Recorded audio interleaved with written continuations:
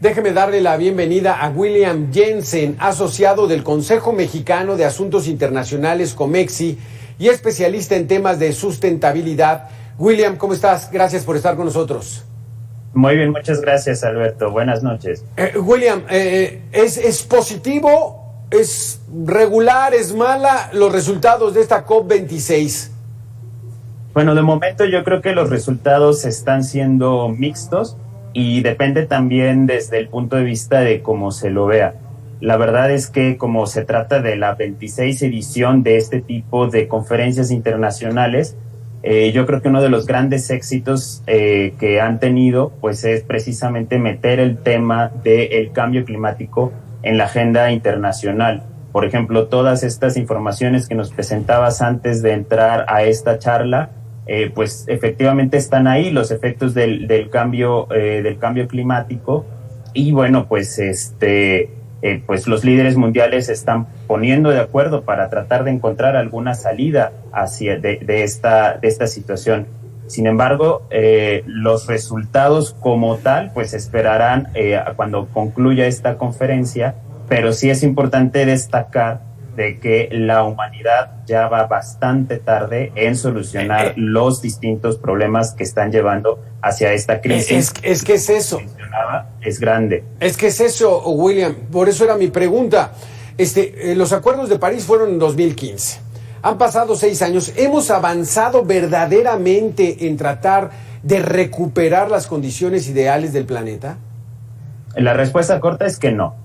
No se ha avanzado desde 2015. De hecho, esta COP tendría que haber significado la actualización de las NDCs, por sus siglas en inglés, pero son los compromisos que cada país hace de acuerdo con el Acuerdo de París para impulsar la ambición. De hecho, lo que ya cada vez hay más ciencia se ve es que el objetivo, que es no pasar del incremento de la temperatura de 1.5 grados, no es suficiente para nada con los acuerdos de París, aunque se cumplieran al 100%.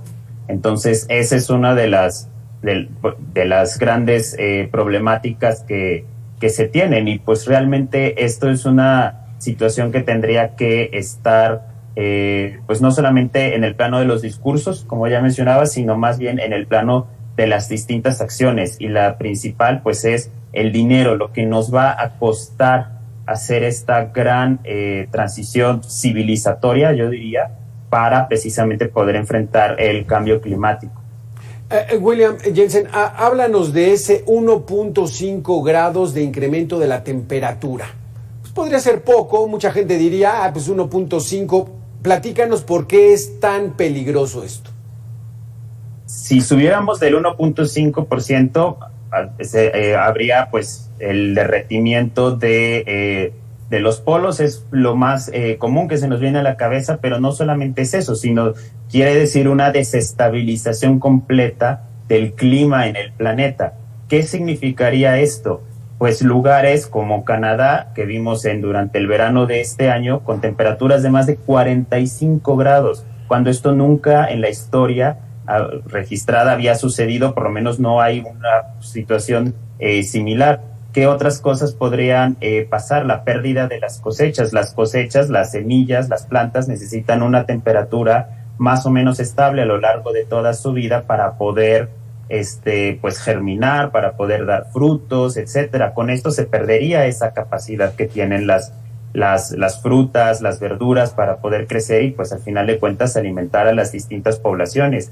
También podríamos tener climas extremos, como ya dije, mucho calor o mucho frío, o simplemente lugares donde ya nunca vuelva a llover, que avance la desertificación, y que esto pues también incluye una pérdida brutal de las especies que justamente han dependido a lo largo de toda la historia de la evolución de patrones climáticos más o menos estables.